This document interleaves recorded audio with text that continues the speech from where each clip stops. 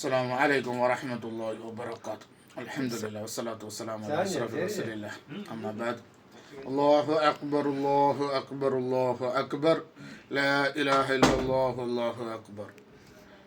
പരിശുദ്ധമാക്കപ്പെട്ട ഈ വെള്ളിയാഴ്ച ദിവസത്തിലും ഏറ്റവും ശ്രേഷ്ഠമായ ബക്രീദ് ദിനത്തിൻ്റെ ഹക്ക് ബറക്കത്തുകൊണ്ട് അല്ലാഹു തആല നമ്മളെയും നമ്മളോട് ബന്ധപ്പെട്ട മുഴുവൻ ആൾക്കാരെയും, നമ്മുടെ മാതാപിതാക്കൾ, സഹോദരങ്ങൾ, കൂട്ടുകുടുംബക്കാർ, പ്രസ്ഥാന ബന്ധുക്കൾ, സ്നേഹിതന്മാർ, നമ്മളെ സ്നേഹിച്ചവർ, നമ്മളെ സ്നേഹിക്കുന്നവർ, ഭക്ഷണം തന്നവർ, സഹായിച്ച മുഴുവൻ ആൾക്കാരെയും അല്ലാഹു തആല ഇരു വീട്ടിലും വിജയിക്കുന്ന സ്വാലിഹ്യങ്ങളിൽ ഉൾപ്പെടുത്തുമാറാകട്ടെ.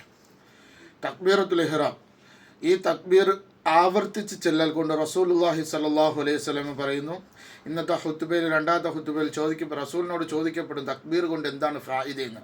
അവിടെ റസൂലുള്ളാഹി തങ്ങൾ പുഞ്ചിരിച്ചുകൊണ്ട് പറയുന്നതായിട്ട് അബൂദാബൂദ് റിപ്പോർട്ട് ചെയ്യുന്ന ഹദീസ് ഉണ്ട്.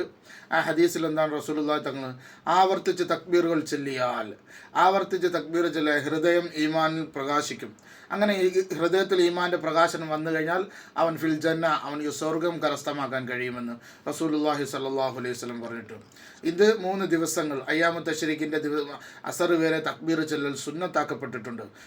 മഹാനായ ഗസാലി ഇമാം പറയുന്നു, ഈ തക്ബീർ നമ്മൾ ചൊല്ലുന്നതനുസരിച്ച് ആ ഹജ്ജിന് പോയ ഹാജിമാരുടെ കബൂലാക്കട്ടെ മക്ബൂലും മബ്രൂറും മർദിയുമായ ഹജ്ജും ഉംറയും സിയാറത്തും ചെയ്ത് ആ മടങ്ങുന്ന ഹാജിമാർക്ക് എന്ത് പ്രതിഫലമാണോ അതേ പ്രതിഫലമായ കിട്ടപ്പെടുമെന്ന് പറയപ്പെടുന്ന ഹദീസ് ഞാൻ കണ്ടിട്ടുണ്ട് എന്ന് മഹാനായ ഗസാലി ഇമാം അവിടുത്തെ ഇഹ്യാ ഉലൂമുദ്ദീൻ്റെ 3-ാം വാല്യത്തിൽ പറയുന്നുണ്ട്. അതുകൊണ്ട് നിങ്ങളെല്ലാവരും തക്ബീറുകൾ അധികരിപ്പിക്കുക. അല്ലാഹു തആല നമ്മളെല്ലാവരെയും ഇരു വീട്ടിലും വിജയിക്കുന്ന സ്വാലിഹ്യങ്ങളിൽ ഉൾപ്പെടുത്തുമാറാകട്ടെ. അസ്സലാമു അലൈക്കും വറഹ്മത്തുള്ളാഹി.